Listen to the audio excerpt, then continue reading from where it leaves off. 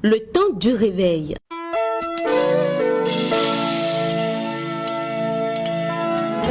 Une émission du pasteur Gouli Serge de la Côte d'Ivoire. Tu peux faire ce que tu veux. Toi qui m'écoutes, personne ne te voit. Mais l'heure de la repentance est arrivée. L'heure de changer de vie est arrivée. L'heure de revenir à Dieu est arrivée. L'heure de craindre Dieu est arrivée.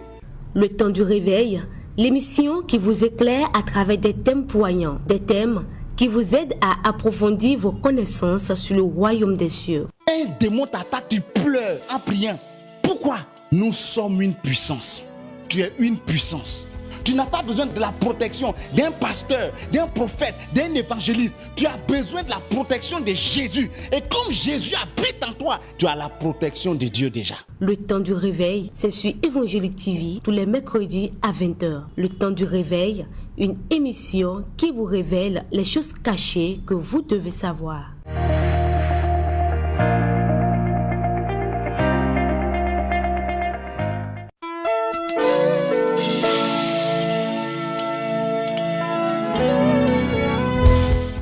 Salut à tous, nous sommes là encore ce soir pour encore entendre la parole de Dieu. Et le thème que nous allons développer ce soir s'intitule « Quel est ton vrai problème ?» Parce que tu peux être en train de vivre une situation et la situation que tu es en train de vivre, tu peux penser que la source est ailleurs, le problème est ailleurs. Or, la source réelle du problème que tu vis peut complètement t'échapper.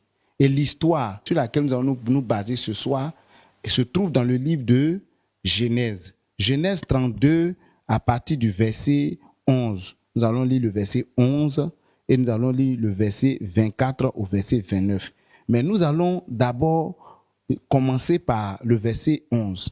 Quand nous prenons Genèse, le verset 11, il est dit « Délivre-moi, je te prie, de la main de mon frère, de la main des eaux, car je crains qu'il ne vienne et qu'il me frappe avec la mère et les enfants. » Alléluia.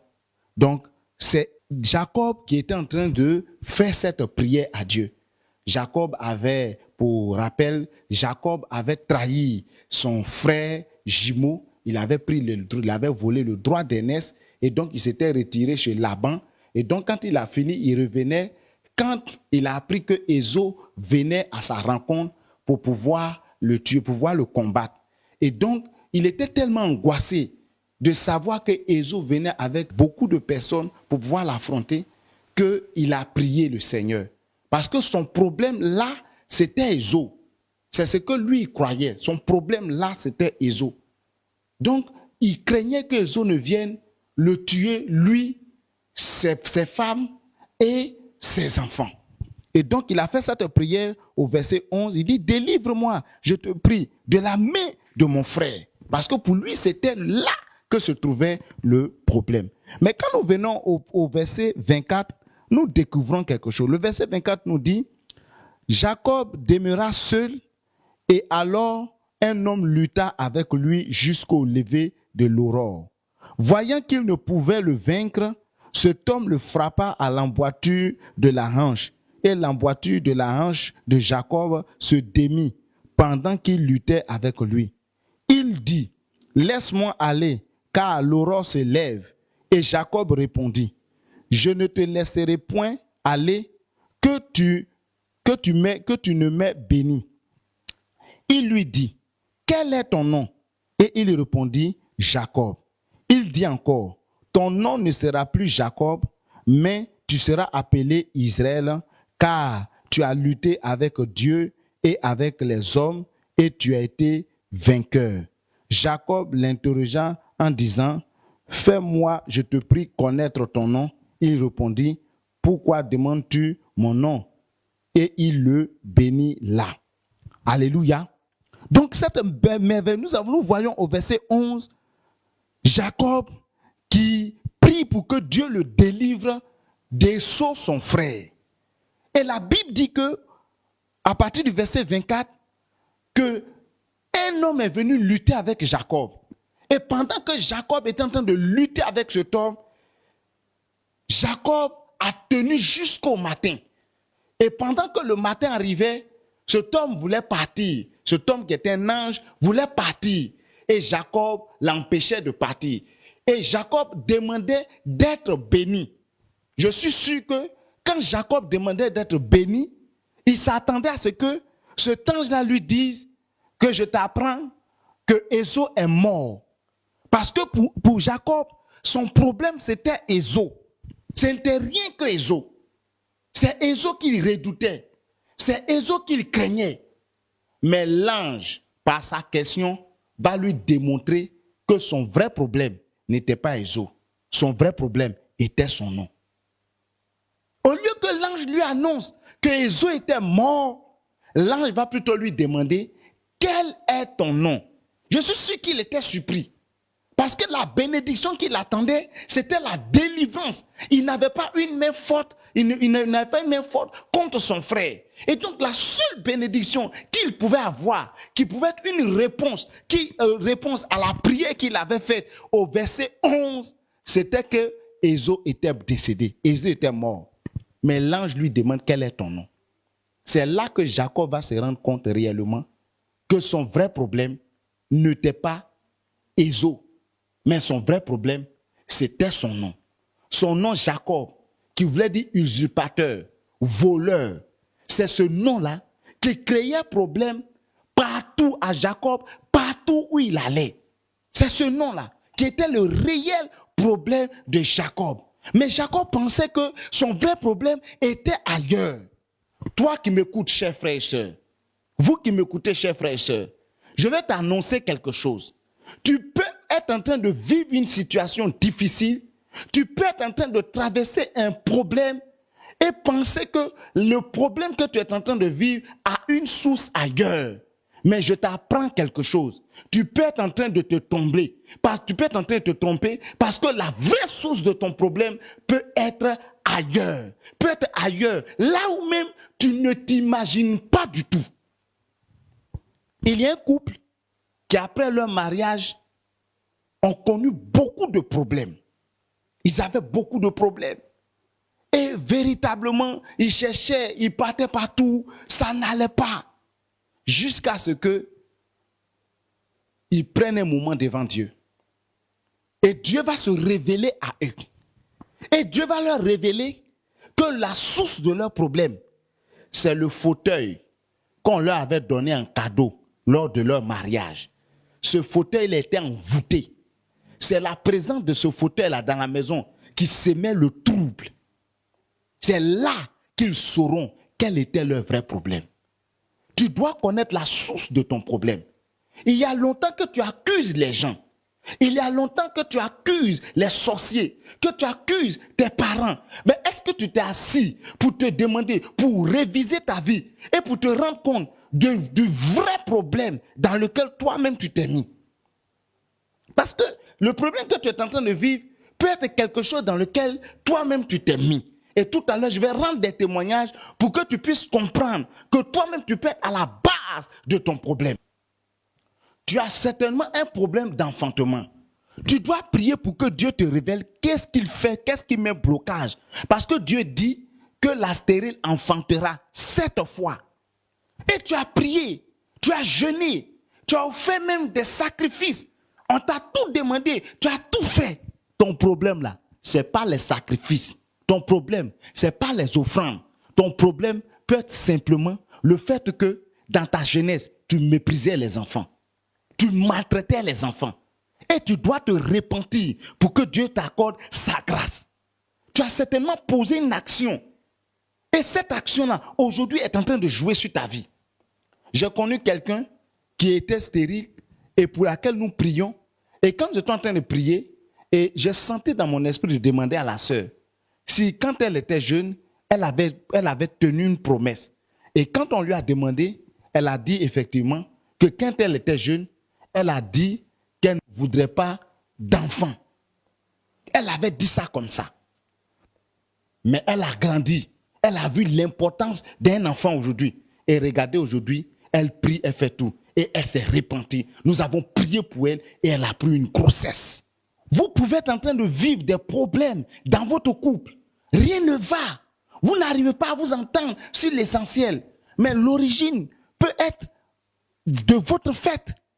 Il y a certaines personnes qui couchent ensemble avant leur mariage et qui couchent ensemble jusqu'à même au jour de leur mariage, avant qu'on les présente à Dieu, sous prétexte que c'est sa femme de sa destinée. Donc ils couchent ensemble en dépit total de la parole de Dieu qui dit fuyez l'impudicité. Parce que tu ne l'as pas encore marié. Si vous deux vous sortez ensemble, c'est l'impudicité que vous êtes en train de commettre. Mais toi, tu dis non, c'est ta femme de ta destinée. Et vous avez couché ensemble jusqu'à ce qui devait être sacré. Ce qui pouvait faire votre bonheur là. Vous avez commencé à découvrir.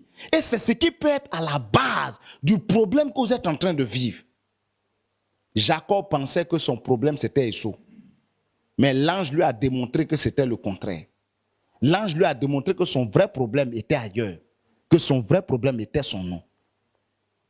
J'ai organisé une veillée, et à cette veillée-là, pendant que j'étais en train de prêcher et que nous sommes passés à la phase de la prière, j'ai reçu une inspiration. Et c'est comme si le Saint-Esprit me disait d'appeler devant tous ceux qui portaient le nom d'un homonyme, soit d'une grand-mère, d'un grand-père, en tout cas de quelqu'un, dans la famille. Et donc, quand j'ai lancé l'appel, il y a eu plusieurs personnes qui ont répondu à l'appel. Mais à ma grande surprise, quand j'ai commencé à prier, aucune personne de ceux qui étaient venus devant n'a tenu sur son pied. La plupart ont été terrassés, pour ne pas dire tous, ont été terrassés. Leurs problèmes, leurs échecs, venaient du nom qu'ils portaient. Eux, pour eux, peut-être c'était la sorcellerie. Quand on se retrouve, au nom de Jésus, sorcellerie, tu es vaincu. Mais le problème était simple. C'était leur nom. Tu portes le nom d'une grand-mère qui était sorcière. Comment dans ton sommeil, tu ne vas pas voyager, tu ne vas pas sortir de ton corps? Comment tu ne vas pas avoir des problèmes? Tu portais un grand-père qui était un guerrier et qui tuait les gens, un guerrier sanguinaire. D'où vient ta colère? C'est ce qui fait que quand tu te mets en colère, on ne peut pas t'attraper. Tu es des mains chrétiens, tu es dans l'église, mais colère te suit encore. La source de ton problème, Dieu doit te le révéler. Arrête de prier dans le vide. Arrête de te lamenter. Arrête de construire des hôtels, de construire ceci, de construire cela. Parce que tu as tout fait. Et c'est ce qui a commencé même à te décourager. Parce que tu as tout fait, tu ne vois pas la finalité. Tu as besoin d'une révélation.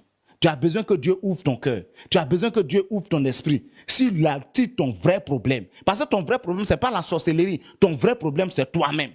Ton vrai problème dépend de toi, c'est toi, tu es à la base. Ça peut être la sorcellerie, je ne refuse pas, mais ça peut être aussi de toi, ça peut être un acte, ça peut être quelque chose. Il y a certains même qui ont avec eux des choses, des gens, des livres, des objets, des gens qu'ils ont. Et que ces personnes-là, à qui ces choses appartiennent, cherchent. Tu as ça, les gens cherchent et tu ne dis pas. Mais comment tu peux être béni? Nous posons des actions qui nous incriminent, qui font que nous avons des problèmes. Il y a une sœur qui mangeait en rêve. Une sœur engagée qui mangeait en rêve. À chaque fois qu'elle dort, elle mange en rêve. Et donc, elle a commencé à avoir peur parce qu'on nous a dit que quand tu manges en rêve, tu es possédé d'un esprit de la sorcellerie. Et donc, la sœur a commencé à jeûner, à aller de pasteur en pasteur. Mais à chaque fois qu'on la mettait sous gel, qu'on priait pour elle et qu'on lui disait qu'elle était habitée par un esprit de la sorcellerie, à peine elle finit les jeûnes, les jours qui suivent, elle mange encore en rêve. Au point qu'arrivée au moment, elle était découragée parce qu'elle ne savait pas d'où venait son problème. Elle est allée rencontrer un homme de Dieu. Quand elle est allée rencontrer cet homme de Dieu, l'homme de Dieu lui a demandé quel travail tu fais. Elle dit qu'elle vend placali, avec polo, elle vend. Et l'homme de Dieu lui a demandé, mais est-ce que quand tu vends là, tu as le temps de manger? Elle dit non, que ça marche tellement qu'elle n'a pas l'occasion même de manger parce qu'elle travaille tellement, elle vend que ça marche, donc elle n'a pas l'occasion de manger. Et l'homme de Dieu lui a dit, en réalité, c'est parce que tu n'as pas l'occasion de manger. Tu as envie de manger, que tu n'as pas l'occasion de manger, que dans ton rêve, dans ton subconscient, ces actes-là reviennent. Et donc, ce que tu devais faire physiquement, là, c'est ce que tu fais maintenant dans ton sommeil.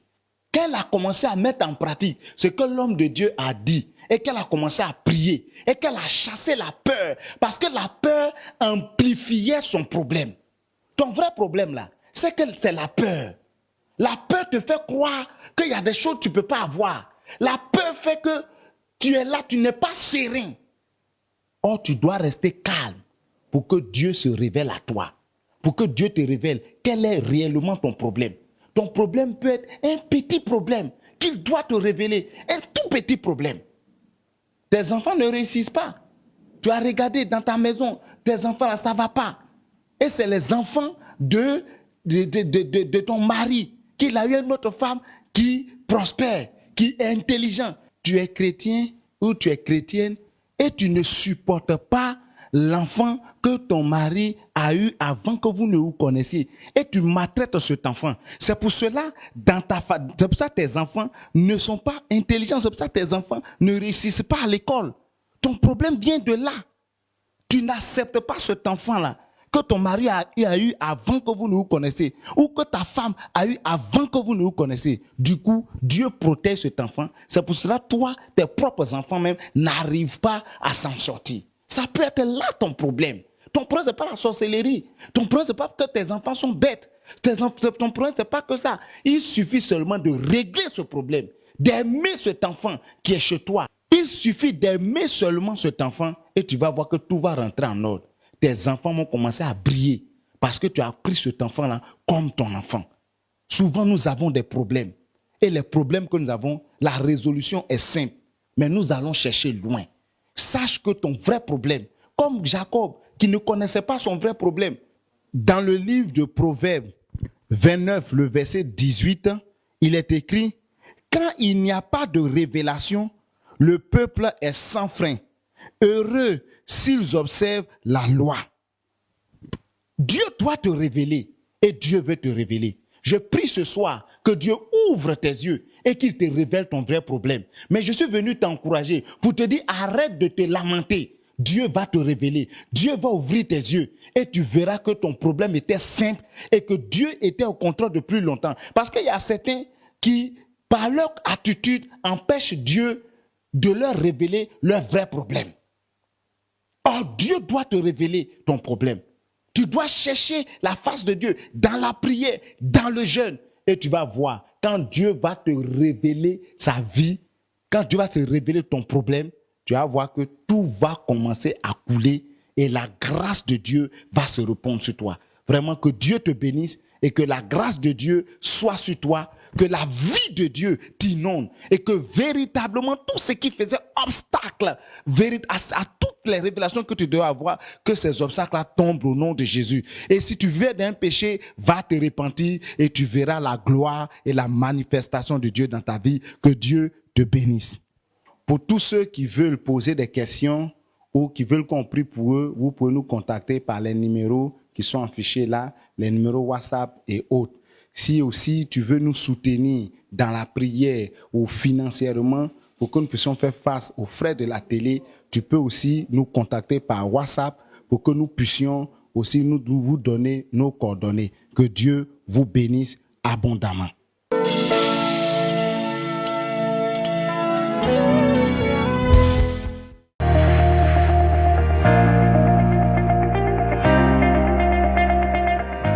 Le temps du réveil.